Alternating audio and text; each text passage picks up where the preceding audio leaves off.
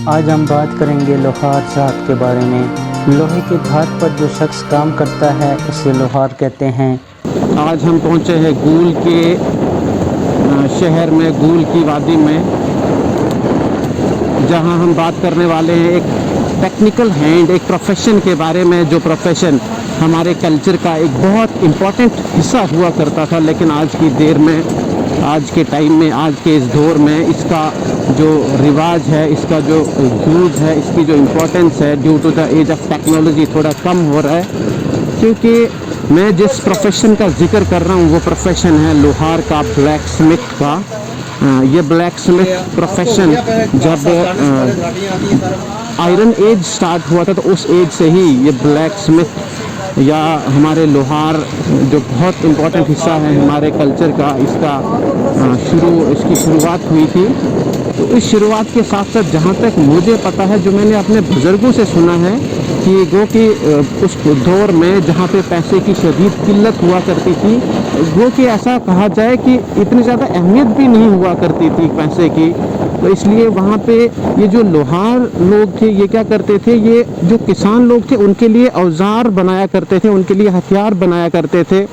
बदले में जब साल के आखिर में हार्वेस्टिंग के बाद, फसल की कटाई के बाद, जब वो अपनी फसल, अपनी अनाज जमा करते थे तो उस अनाज का कुछ हिस्सा वो इनके खाते में डाल देते या इनको अदा कर देते। एक तरह की मजदूरी हुआ करती थी साल भर की, जो वो उनके औजार और हथियार तैयार करते। तो गो कि आजकल आपको ऐसी दुकानें मिलेंगी नहीं, ऐसी शॉप्स, ऐसा बिजनेस, ऐसा टेक्निकल हैंड आज के दौर में मिलेगा नहीं। लेकिन जब हमने इन भाई साहब से बात की तो जो कदरे काफ़ी टेक्निकल लगते हैं, जो अभी ये जो काम कर रहे हैं, 2 कुल्हाड़ियाँ, 2 एक्सिस हैं इनके पास जिन पे ये काम कर रहे हैं।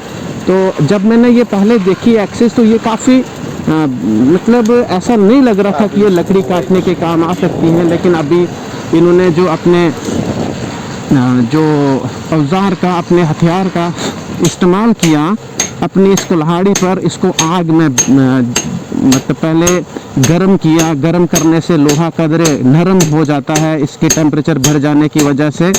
तो फिर जब इन्होंने अपने इस छोटे से हैमर से इन्होंने इसका जो काफ़ी सारे हैमर्स मारे, काफ़ी बार इस हथौड़े से इन्होंने इस पे मारे, तो इन्होंने अपनी जो टेक्निकल थी या जो इनकी टेक्निक्स थी उसके अकॉर्डिंग इन्होंने इसको काफ़ी शार्प किया, काफ़ी तेज़ किया, और अब ऐसा लग रहा है कि ये एक बहुत ज़बरदस्त हथियार है जो लकड़ी काटने के काम आ सकता है। इस वीडियो का जो बनाने का मकसद था वो सिर्फ ये मकसद था कि क्योंकि हम आज अपनी एजुकेशन को लेकर काफ़ी चर्चा में रहते हैं कि जहाँ पे हम अपने कल्चर को आगे बढ़ाने की कोशिश करते हैं, लेकिन ये एक कल्चर जो हमारे कल्चर का एक बहुत इम्पोर्टेंट हिस्सा है, ये जो लोहार है या ये जो प्रोफेशन लोहार का है, ये जो पेशा लोहार का है, हमारे कल्चर का एक बहुत इम्पोर्टेंट हिस्सा रह चुका है। लेकिन आज की देर में इसकी जो इम्पोर्टेंस है वो बहुत कम हो रही है। तो इस इम्पोर्टेंस को सबके सामने लाने के लिए या अपनी जो न्यू जनरेशन है उसके सामने लाने के लिए, उन्हें इस बात से अवेयर, आगाह कराने के लिए कि हमारे इस कल्चर में, हमारे माशरे में ऐसे लोग भी रहते थे जो लोहे के औजार बनाया करते थे। तो इनसे जब हमने बात की तो इनका यही कहना था कि हम जो कि आज की जनरेशन इस काम में ज़्यादा दिलचस्पी नहीं लेती, लेकिन फिर भी हमने कुछ कोशिश की है अपने आबा व अजदाद के इस पेशे को नई जनरेशन तक पहुंचाने के लिए। उसकी एक खूबी ये भी है कि ख़राब चीज़ों, मसलन जंग आलूद सामान पर फिर से काम करके उसे नए जैसा बना सकता है। एक लोहार नई चीज़ें भी बनाता है और पुरानी चीज़ों को भी दुरुस्त करता है। लोहार का काम अक्सर लोहे की चिंगारियों और हथौड़ों पर मुश्तमिल होता है। इसमें ज़रा सी भी गफलत सीधे आँखों, जल्द और हाथ पाँव को जला सकती है।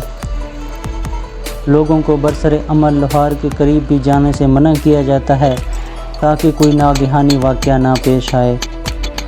हालांकि कुल्हाड़ी बनाने का ये जो अमल है अब बिल्कुल तैयार हो गया है और ये बिल्कुल फिनिशिंग टचेज़ हैं।